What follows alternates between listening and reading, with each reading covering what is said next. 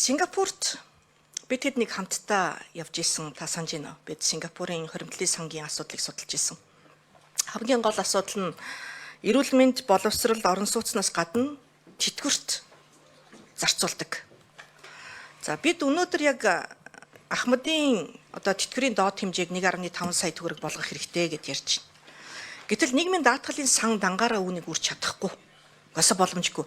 Нийгмийн даатгалын санд шимтгэл төлж байгаа хүмүүсийн шимтгэл төлөлт дээр суурлаж бид нар өнөөдөр олгор хийж байгаа. За төрөөс татаас олгож байгаа.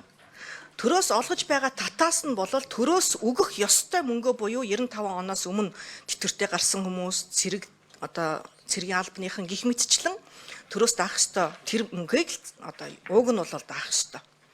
Тэгэхээр яг бол ууг нь шинжилгээ үргэлжлүүлээд суур тэтгэврийн асуудал, нийгмийн даатгалын сангаас олгож байгаа тэтгэврийн асуудал, хувийн нэмэлт тэтгэврийн асуудал, за мөн дээрээс нь баялагын сангаас зөвхөн орон сууц эрүүл мэнд боловсрол гэлтгүй өндөр насны тэтгэврийн насандаа хүрэх юм бол түүнээсээ эргээд тэтгэвэр хэлбэрээр авах боломжийг бид нар нээж өгмөр байгаа байхгүй. За суур тэтгэврийг бол төсвөөс гаргадаг байх, төсвөөс буюу улс төрчид төсвөөрөө зөвхөн суур тэтгэврийн талаар л ярьдаг байх. Хэрхэн яаж нэмэгдүүлж болох вэ? Төсөвт ямар орон зай байна уу? Нийгмийн даатгалын сангаас олгож байгаа тэтгэвэр тэтгэмжийг нийгмийн даатгалын үндэсний зөвлөл тухайн шимтгэлийн орлого болон тухайн байгаа чөлөөт үлдэгдлийг хэрхэн яаж арвижуулсан бэ гэдгээсээ хамаарч ногдол ашиг хэлбрээр нэмэгдүүлэх тийм ээ. Энэ орон зайгаа л дэлхийд байдаг энэ шилдэг шинжлэх ухаанч байдлаараа л явуулмаар байгаа байхгүй. Тэгэхээр энэн дээр та эдийн засаг хөгжлийн яамны сайд, тэргүүн шадар сайд энэ баялагын сангийн тухай хууль, за нийгмийн даатгалын асуудлууд дээр бол Абакир сайд нэмж хариулна биз. Энэ хуулиудаа бас яаралтаа оруулж ирээч. Абакир сайд маань сайд болоод 130 хоног 4 сар болчихсон. Таныг дөнгөж сайд тангараа үргэж яхад би таныг Казахстаны хилцээрийг маргааш оруулаад ирээ, яаралтаа оруулаад ирээ гэж хэлсэн дээ. Казахстаны хилэлцээр биш дээ. Хилэлцэж эхлээд зүгээр соёрхон батлах дээр унтсан байхгүй юу? Хилцэх эсэхтэр унаагүй. Хилцэх эсэхтэр унах юм бол нэг жил оруулж ирдэггүй. Гэтэл бид нар процессыг явуулчихад улс төрийн шалтгааны улмаас ер нь бол нээлттэй шудрах хэлэхэд унгаас соёрхон баталж чадаагүй. Тэгэхээр шууд маргааш нь өргөн барих боломж байгаа. Оруулж ирээч. Эн чинь та бидний асуудал биш байхгүй юу? Энэ бол Казахстанд өнөөдөр ажиллаж байгаа тэтгэвртэй гарч байгаа хүмүүсийн бодит мөнгө. Ягаад гэвэл Казахстан биднийг бодвол хуримтлалын тогтолцоо руу шилжчихсэн байхгүй аль хэзээний. Тэгэхээр энийг яагаад оруулж ирэхгүй байна вэ? Энийг шийдээч. Эрүүл мэндийн даатгалын сан. Эрүүл мэндийн даатгалын сангаас өнөөдөр нэг үйлчилгээ төлбөрлөө. Нэг худалдаа авалт.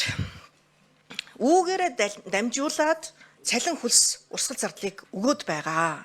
Өнөөдөр эмч эмнэлгийн ажилтнуудын цалин хөлсний асуудлыг ярьж байгаа бол эрүүл мэндийн даатгалын сангийн ачааллыг ярина. Энэ хин дээр ирэх үү гэхээр эрүүл мэндийн даатгалын шимтгэл төлөгчдийн ачаалал. За хариулт авъя. Учруулсан сайд хариул.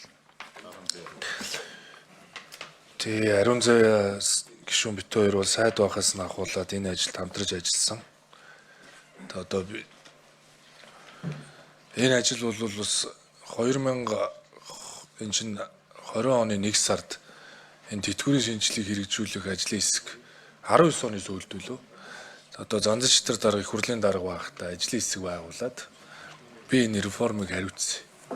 Тэгээ тухайн үед бол үнэхээр энэ тэтгэвртэй гарсан тэтгэврийн сангаа шинжилэхгүй бол явахааргүй байна гэдгийг эдийн засгийн талаас нь харах шаардлага бид нар зүй ёсоор тавигдаад байна. Бид нар өөрөө энэ нийгмийн даатгалын сангч тэр энийг тийм халамжийн сан шиг бодох биш. Үүнийг санхүүгийн талаас нь харж ий цаашаа урагшлах ёстой. Энэ ч утгаараа энэ шинжил хаанаас хийгдэх ёстой вэ гэхээр хувийн нэмэлт тэтгэврийн шинжилгээс хийгдэх ёстой гэд Ариун заяа сайд байхдаа хувийн нэмэлт тэтгэврийн хуулийг Ариун заяа сайд оруулж ирсэн. Тэгээд 4 хууль нь батлагдаж яваад нэг хууль дээр нэг их хурал дээр хилцүүлэг дээр унждаг те. Унаагүй хойшилчдаг. Тэгээд дахиж орж ирэхгүй бодсон. Хувийн нэмэлт тэтгэврийн шинжил бол манай энэ банкны зөвхөн нэг тулгуурт эдийн засагтаа энэ эдийн засгийг 2 тулгууртаа болох уу санхүүгийн салбарыг босгож ирнэ. Тэгээд тухайн үед албан журмын ажил олгогчийн нэг багада 2%, ажилтны 2%-ийг санхүүгийн салбарт хувийн нэмэлт тэтгэврийн сангуудад хийх бололцоог ажилтанд олгоё гэсэн байхгүй. Ингэх юм бол жилд багадаа 400 тэрбум төгрөг зөвхөн санхүүгийн салбар руу хийх юм билээ. 2% бодвол. Ингээ явах юм бол энэ цаашдаа санхүүгийн салбараач дэмжин хоёрт нөө иргэд өөрөө хоёр тэтгэврийн сангаас тэтгэвэр авах бололцоо нэмэгдэх ийм боломж байна гэд. Тэгээд өнөөдөр энэ тэтгэврийн шинжил нийгмийн даатгалын санг бид нар олон жил ярьлаа. Гэхдээ нэг алхам хийгдсэн тий таны үед тэр 1% нь хуримтлал руу шилжүүлээ алхам хийгдсэн. Энэ алхам урагшлах ёстой. Тэгээд энэ тоогоо ахиулах ёстой. Тэгээ баялагын сангийн хуулийн дээр хэрвээ энэ шинжил бодиттой бол яг одоо тэр Сингапурт ажиллаж байхад бас яригдчихсэн шиг баялагын сангийн хуулийг бол бас дахиад шинжлэх шаардлага бол зайлшгүй тулгарч шít. Яагаад тэгэхээр хөгжлийн сан гэдэг нэг ажилтгүй сантай болчиход байна шít. Хизээж мөнгө хуримтлахгүй юм сантай болчиход. Тэгэхээр хөгжлийн сангаас төслүүдээ санхүүжүүлдэг болгох дээрэс нь ер нь бол иргэдийг нөгөө цалинтай нь болоод амьдрал ахуйтай нь бүрэн ингээ ууя гэвэл зайлшгүй тэтгэвртэй ингэж уйхаас өөр арга зам байхгүй. Тийм учраас цаг нь бол мөнүүл мөн хууль хийгдсэн. Одоо шинжил хийхэд билээ. За тэгээд ер нь одоо бүгд л мэдчихэж байгаа шүү дээ олон жил ярьсан.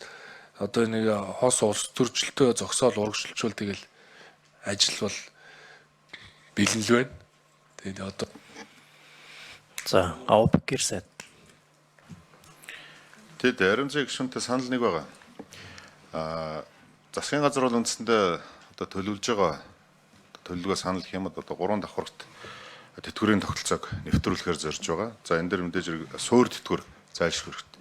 Төлсөн шимтгэлээс хамаарсан тэтгэвэр үүн дээр нэмээд хувийн нэмэгдэл тэтгэвэртэй болно ирээдүйд. Сая учир сайд ярьж байгаа. За суур тэтгэврийг бол улс их орнууд янз бүрээр одоо бий болгодог. Япон улс жишээлх юм бол 50% улсаас одоо суур тэтгэврийн шууд автомат өгдөг гэдэг чинь зарим улсууд 100% өгдөг гэдэг ч юм уу тийм ээ. Хамгийн чухал зүйл бол олон их усрээс тэтгэвэр авах явдал байгаа. Тийм учраас тэтгэвэр авагчтайгаа бид нар зөвхөн нийгэм даатгалын сан гэхээс илүү одоо хувийн тэтгэврт одоо сонголттойгоор шимтгэлээ одоо байршуулад эргээд тэрийг одоо нэг хувийн тэтгэврийн сан арвижуулад буцаагаад бас нэг их усртай болох юм одоо төлөвлөгөөтэй ажиллаж байгаа. Харин гишүүн Казахстаны хэлцээр асуудал засгийн газар ороод дэмжигдээ явчихсан. Та өөрөө процессыг аягүй сайн мэдж байгаа. Тийм ээ. Одоо улсын хурал ороход улсын хурал маань хэзээ хуралдах бол би Хурлаа өргөн барьчих. За Хурлаа өргөн барьчих. ариун зэг шүү яах вэ? Тодруулаад асуучих юм уу? Чимбүрэн сайд эхлэв. Чимбүрэн сайдаас саяын асуултанд хариулах уу? Эрүүл мэндийн даатгалын сангаас эм чимлэгийн ажилтны Чимбүрэн сайд микрофон. Ариун зэг гишүүний хэлээд байгаа зөвлөлтөө ер нь яг төсөвт улсын төсөвтэй эвлэгүүдэд ажиллаж байгаа ажилчдын цалинг тусад нь төсөв байлгыг гэдэг санаа бол тэр ч утгаараа засгийн газар сая энэ багш эмч нарын эмнэлгийн байгууллагын ажилчдын цалин нэмэх 15%-ийг бодиттой тоо болгож анхуйдаага орууллаа. Өмнө том алдаа байсан зүйл нь гүйцэтгэл гэдэг нэрийдлийн доор цалингийн тэдэн хувь нэмэгддэг. Тэгсээр нэ тоо нэмэгдээгүй. Ингээд даатгалын сан өөрөө зөвхөн цалин олгодог сан болчиход байгаа. Гүйцэтгэл биш. Тийм учраас ийм том реформууд хийхийг бид зориод 8 зорилго 30 ажлыг энэ 26 оны төсөлтэй хамт засгийн газарт бас даатгалыг зөв болгох, тогтолцоог засах ийм санал төсөл оруулсан байна. За ариун зэг гишүүн тодруулж асууна. харин тийм ээ Чимбүрэн сайдаа хоёулаа энийг ярьж исэн тэгээд ер нь одоо ямар ч өөрчлөлт орж ирэхгүй ингээд хിവэр явчихж байгаа байхгүй дахиад нэг жил алдаж байна гэсэн үг. А гэтэл эрүүл мэндийн даатгалын шимтгэл төлөгч өнөөдөр эм чимлэгийн ажилтны цалин хөлсийг өгөөд гэтэл өөрөө эрүүл мэндийн үйлчилгээ авч чадахгүй байгаа байхгүй. Яг тэр сан хоосон гэд эрүүл мэндийн үйлчилгээг хязгаарлаад байгаа байхгүй. Тэгэхээр төр хүний ажиллуулж байгаа юм бол цалин хөлсөө өөрөө төсвөөсөө даал та. А шимтгэл төлсөн одоо тэр дүнгээрээ эрүүл мэндийн үйлчилгээ л авъя. Шудраг үстэй. Тэгэхээр энийг бол одоо өөрчлөх хэрэгтэй байна. Засгийн газар маань энэ дээр анхаараач. Алдаа хаана байгаа вэ гэдгийг мэдж байгаа шүү дээ. Аубакир сайдаа өргөн барьчих. Өргөн бариад процесс чинь явах юм бол их хурл өөрийнхөө процессийнхаа дагуу үйл ажиллагаагаа эхлэн шүү дээ. Тэр чинь даргын дэрэгдэх зөвлөл дээр одоо гадаад бодлогын аюулгүй байдлын зөвлөл дээр байнгын хороон дээр харьяалагдана, эргээд хилцүүлгүүд нь хийгдэн чуулганд орж ирнэ. Хугацаа алдчихлаа байхгүй да бид нар. Тэгэхээр чи энэ дээр бол чухал байхгүй. 1 минут сонгоч. За минут сонгож өгье. За би учрал сайдад юу гэж хэлэх гээд байна вэ гэхээр та хэд маань эдийн засаг хөгжлийн яам, хөгжлийн бодлогоо гартаа аваач. Одоо бол сангийн яамны бодлогоор л явдаг. Та намайг түрүүн хэлсэн би одоо нөгөө сайд байсан учраас гол асуудлыг мэдээд байгаа ш. Сангийн яамны бодлогоор яваад байгаа байхгүй. Эдийн засаг хөгжлийн яам гол асуудлуудаа гартаа барьмаар байна. Ямар хөгжлийн бодлого гаргаж байгаа нь түүндээ зориулж төсөв сангийн бодлого явах ёстой болохоос биш мөнгө хэд байгаа вэ гэдэг дээр суйрлаж л одоо бодлого яваад байна шүү дээ. Тэгэхээр чи эн чинь бүх юм алдаатай байгаа байхгүй. Залуучуудын асуудлыг манд буцаагаад хөдөлмөр нийгмийн хамгааллын яамд өгөөтгөөч. Соёлын яам дээр залуучуудын асуудал ороод нийгмийн бүлгээсээ нэгийг гаргачихад тэгээд тэнд 200 сая төгрөг тавьчаад тэгээд залуучууд руу хандсан ажил явуул гэдэг байхгүй. Буцаагаад өгөөтгөөч та нарт бүрэн эрх нь байгаа шүү дээ. Энэ бодлогын алдаануудаа та нарт засах эрх нь байгаа байхгүй. Битгий их хурал руугаа ингээд их хурал нэг бүхнийг нь одоо